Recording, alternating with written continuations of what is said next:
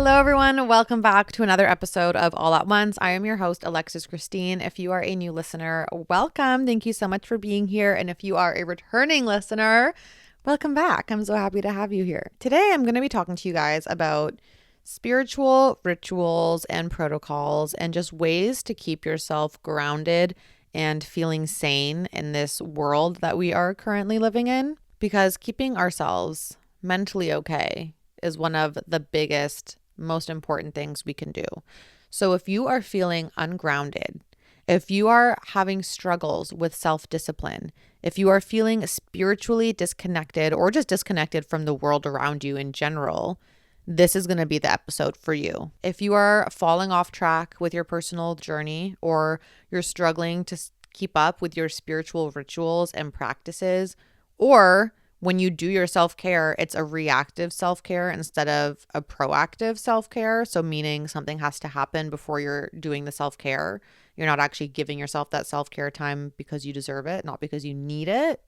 This is also going to be the episode for you. We're going to get into the importance of having a spiritual practice, your spiritual rituals, how to keep yourself grounded, how to work with the different energies around you, and find a ritual, a practice, or just different exercises that feel good to you, that keep you feeling connected to yourself, that keep you feeling mentally stable, that keep your nervous system calm and soothed, essentially, that are doable on an everyday basis, so that aren't going to overwhelm you and that actually will fit into your schedule in a way that feels like it's doable and not that it's going to overwhelm you, take up a bunch of your time or anything like that. Because when you don't have a spiritual ritual or foundation, it is so hard to stay grounded. It is so hard to stay connected to yourself. It is so hard to keep your boundaries up and to make sure that you're giving enough time to yourself and putting yourself first, right?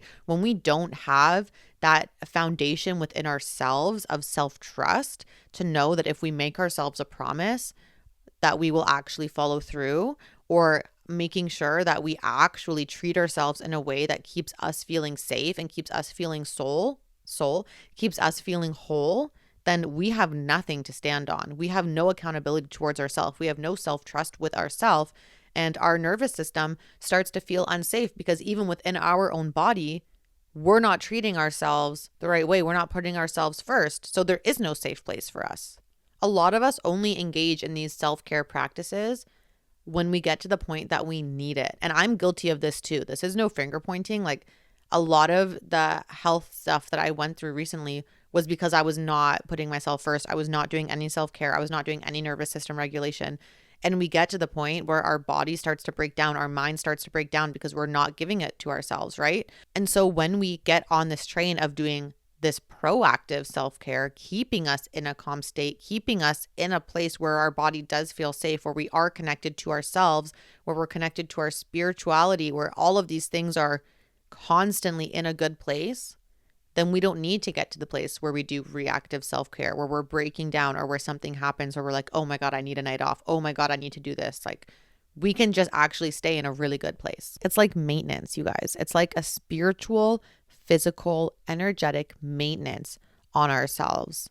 You don't want to just clean something when it gets so dirty to the point where it's disgusting. You want maintenance. You clean your house like once a week. You keep it tidy, right?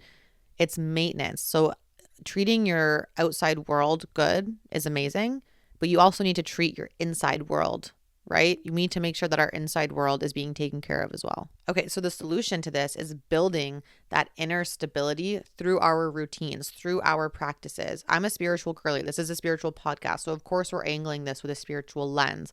But if you have stumbled across this because you do feel burnt out, you do feel disconnected, and you're not super spiritual, take this in a way that will make sense for you as well, okay? So maybe it is just spending some time alone versus all of the spiritual ways I will describe spending time alone, like take it in a way that makes sense for you. So having a spiritual routine really matters because it creates a sense of self-trust within yourself.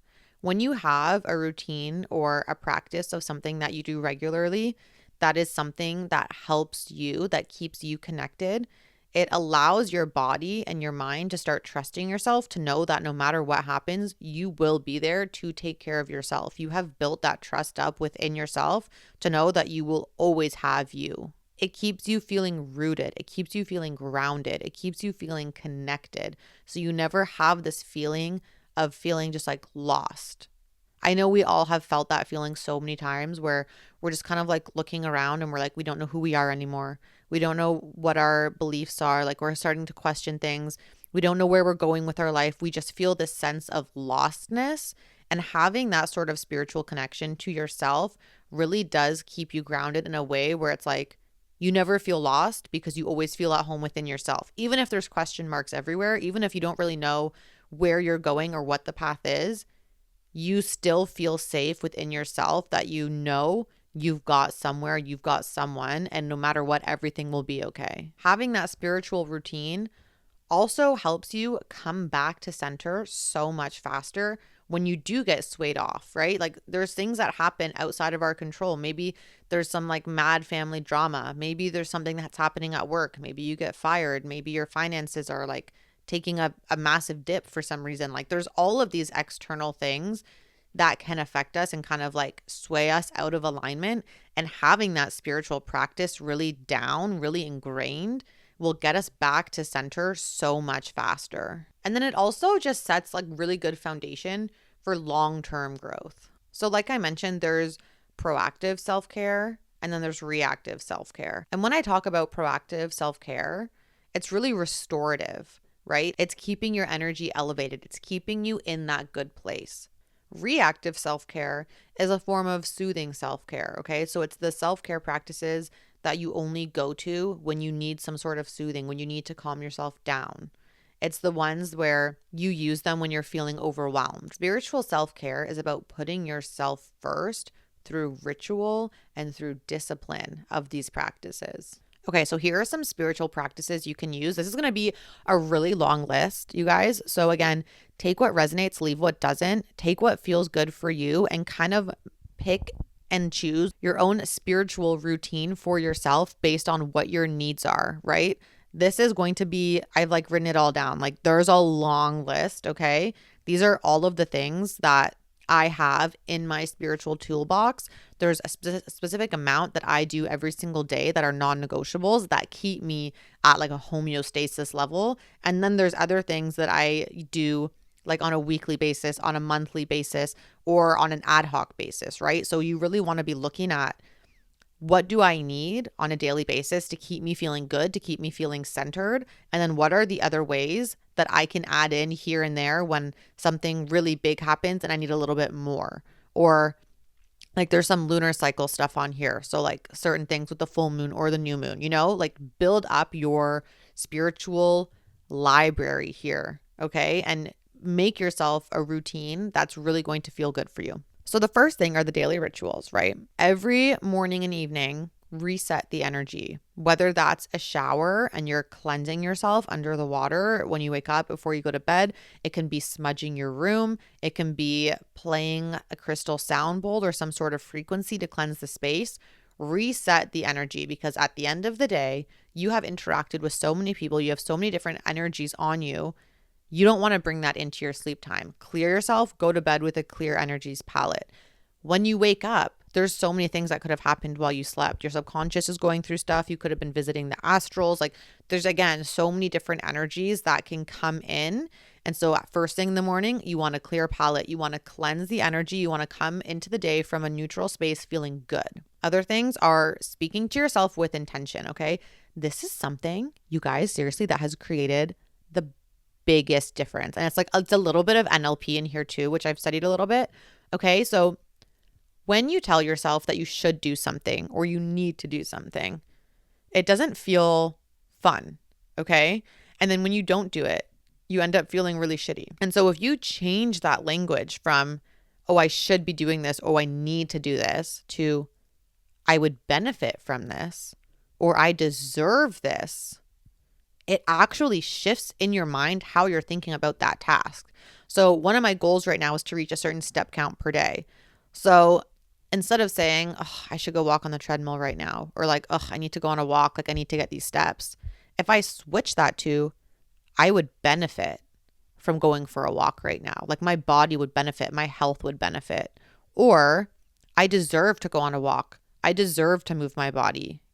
That actually, and like I'm not even kidding, that has made me do it way more because it's like, you know what, I would benefit from this. You know what, I do deserve to do this. Fuck it, I'm going to go do it. It actually changes that narrative in your head so dramatically. When I first heard this, I thought it was bullshit. I'm not going to lie. I was like, there's no way that's going to work. But as I've been using it, it has been amazing. Okay. So just shifting that narrative around certain things like, oh, I need to wake up at 5 a.m. so I can go to the gym before work.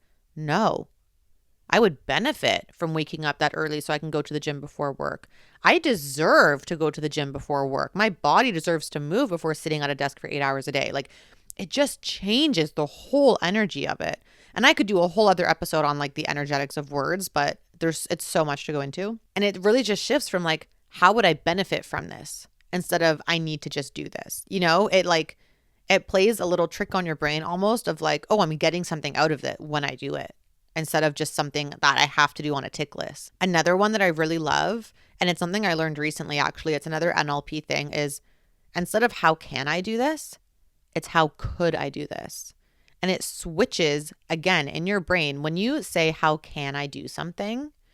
It's telling your brain that there's blocks there, right? It's like going analytical of like, how can I do this? When it's thinking of all the ways that it can't. It's like thinking of all the barriers and all of the different ways that it won't work. It's like, how can I find a way around these things, right? When you switch it to how could I do this, it puts your brain into a more creative state. So it's not a question of whether or not you can do something. It's what are the different ways in which I can do this, right? Like it's how could I do this? What are the different ways that this could happen? There is absolutely no thought of can or can't. Like, how could I do this? How could I do this? And it allows your brain to go into a more creative place of thinking where it's coming up with all of these different ways of how something could actually happen instead of bringing in the mental blocks of how can I surpass these blocks to get this done. So those are two different things that I have started implementing as one of my spiritual rituals. It's that self-talk. It's that shifting the narrative of how I see the things that I know that would benefit me from doing throughout the day. And it's kept me more accountable, right? Because taking the time for myself to do nervous system regulation, for example, I don't always want to make time to go sit for half an hour to do some structured breathing or put my legs up against a wall or whatever it is. But when I think about, okay, no, I deserve to do this, like I would benefit from doing this, I do it. And I'm going to do a whole episode again of all the things that have really changed my life during the seasonal depression era. And this is one of them. It has been absolutely mind-blowing, life-changing. Another practice, this is a daily thing for me, is grounding and energy clearing, okay? So I kind of touched on the energy clearing with the shower, how you can cleanse your energy with the water. But on a daily basis, whether this is earthing and going outside into nature and really connecting with the grass, hugging a tree, whatever it is, or it's the starseed grounding that I've mentioned before, where you're grounding up, you're connecting to your solar system, wherever it is you're from, or you're just visually meditating and seeing like the earth energy coming up through you, like any sort of meditation grounding. Every day, every single day, ground yourself, okay? When you ground upwards, you are grounding your own energy. You're coming back to center. When you're earthing or you're grounding down, like imagining the earth energy coming in or actually being outside earthing, you're recalibrating your energy to match earth. You're grounding to this earth's frequency, okay? So there are two different things, something that you need to be aware of. Earthing to the earth connects you to this earth's energy. Grounding up is grounding you within yourself, resetting your own energy back. And then when it comes to energy clearing, you guys, smudging your room, right? Like I mentioned before. So resetting for the day and energy clearing are like pretty similar, but smudging, listening to frequency sounds, sound healing, taking salt baths. Salt baths are a really good way, having some sort of spiritual bath. There's so many different ways you can do that. You can also use your crystals to clear and cleanse. And then also cleaning your physical space actually does clear stagnant energy. So at least once a week, like if you're not tidying your room at the end of every day, that's like you do you. I personally like to go to bed with like clear energy, but at least once a week, tidy and clean your room, okay? Organize everything, clear the surfaces, take out your vacuum, take out your broom, dust, whatever it is, like just clean it to clear all of that stagnant energy out. Okay, the next layer of this is your spiritual connection. So whether that means you're just meditating and connecting to your higher self, connecting into your inner world, whether that means journaling and connecting to yourself in that way, whether that means channeling and connecting to your guides, whatever it is, find some sort of way that you can spiritually connect to yourself. This can be creating rituals that feel really personal and meaningful to you. Maybe that's setting up an altar. Maybe that's doing oracle cards or pulling tarot cards. Whatever it is, anything that helps you feel spiritually connected to your guides, to your ancestors. I personally find that speaking light language is something that makes me feel very spiritually connected. So that's something that I do a lot. And it does obviously have very powerful activating and clearing and healing powers. So when I put it into my quantum jump meditations, or I put it into my new moon and full moon activations and clearings and all of that, it's for a very potent purpose. But just on my own, when I do my own meditations, I will sit and I will speak light language, because that to me, like, I'm connecting to my guides. I'm connecting to my spiritual self. I'm connecting to another version of myself, because light language is your soul's expression. So again, find the way that works for you. Find what works for you and make sure you do that on a regular basis. Okay, so another thing that you can add in are, like I mentioned before, working with the moon phases. So I'm sure if you're listening to this, most of you would already know about new moons and full moons and their powers, but I'm just going to say it again anyway. So the new moon is the start of a lunar cycle, okay? It's a new beginning. And new moons are the best time for manifestations. It's the best time for setting your intentions, for laying out what your goals are, for getting clear on that, right? And then in 2 weeks, there's a full moon. At that full moon, a lot of people think like, oh, full moon manifestations. No. The full moon shines the light on the ways in which you are being blocked from reaching those goals you set at the new moon. So it's really a time to look back on the past 2 weeks and say, how have I been working towards the goals I set, towards the manifestations I'm calling in? What's not working? What are the blocks? Like maybe you have a certain routine or like some sort of way that you're marketing or some sort of way that you're doing something and it's not working. You're not getting the results you want from it. That in itself is a block. So it's like, okay, what is not working in the way that I'm trying to reach my goals, and how can I shift them? How can I clear them? Is it a mental block? Is it an actual physical block of the way that you're doing something? The full moon is to look back on all the ways that it's not working and you clear them. The full moon is about clearing them so that for the last 2 weeks of that lunar cycle, you can continue to move forward, working towards those goals, working towards those manifestations with a clear mind, removing all the blocks, and with a new pathway set in front of you. So again, these are like bi-weekly things that I do that really make such a big difference, because even if you want to look at it from not a spiritual lens, it's a way of goal setting and problem solving. Every 2 weeks, you set mini goals just for that month, for that 4-week lunar cycle, right? And then every 2 weeks, you're looking and being like, okay, how am I doing on these goals? How is my action plan coming along? What needs to change? So whether or not you want to get spiritual about it, you don't have to, but every month you're setting these new goals. And then 2 weeks after that, you're looking back and seeing what works, what doesn't, and making a plan to shift, essentially. It is so powerful because it does, in a way, keep you accountable to the things that you're working towards. And it allows you to look back, and instead of just blindly working towards these things, you're actually seeing what isn't working and what you can shift so that you can call in your manifestations faster. Because when you do the same thing over and over and over and over again and it's not working, something's got to change or you're never going to get to the place you're trying to go. And then the last layer of this is spiritual community and support. So if you have friends in your life that are also spiritual, maybe doing a new moon or a full moon ceremony with them every month can be a really fun ritual to help keep you feeling connected and not so alone on this spiritual journey, because I know it can get really lonely. And it'll also create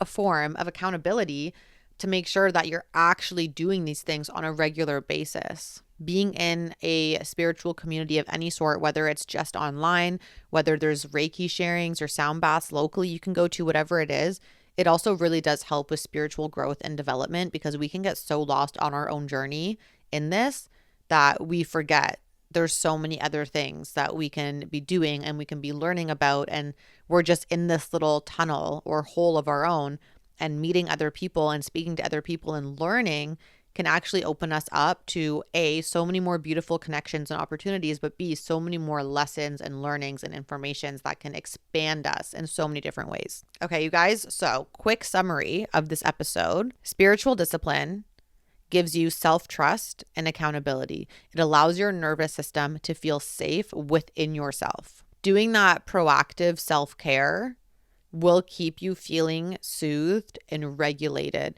and it'll keep your energy levels up so you don't get to the point where you feel crazy burnt out, or you feel super overwhelmed, or you feel like you just need a day to yourself or whatever it is, because you have been keeping up with that spiritual maintenance, with that energetic maintenance the whole time. Doing your daily rituals or your kind of like cycle rituals, like the full moon, new moon energy, actually do really, really, really, I promise, help keep you feeling aligned and on path, okay? It really does. Like if you're ever feeling lost, if you're ever questioning whatever it is, staying in line with these rituals keep you feeling so on purpose. And I know purpose is like a big buzzword. I just want to remind you guys, like purpose is not what you do, it's how you do it. So if you're ever feeling like you don't know what your purpose is, these spiritual rituals and stuff and the grounding and all of it really does help you connect back to yourself and help connect you back to a way of living in alignment that you're naturally going to be living in your purpose. So that is all for today. I hope you guys enjoyed the episode and found it useful, found it helpful. If you have any questions, of course, as always, message me at iam.alexischristine on Instagram and TikTok. If you guys like this episode, please do share it with friends, share it to your story, give us a review, give us a rating, subscribe on YouTube, all of the things, because I just want to be able to help as many people as possible on this awakening journey as we navigate this 3D world together. I hope you guys have an amazing rest of your day, and I will talk to you soon.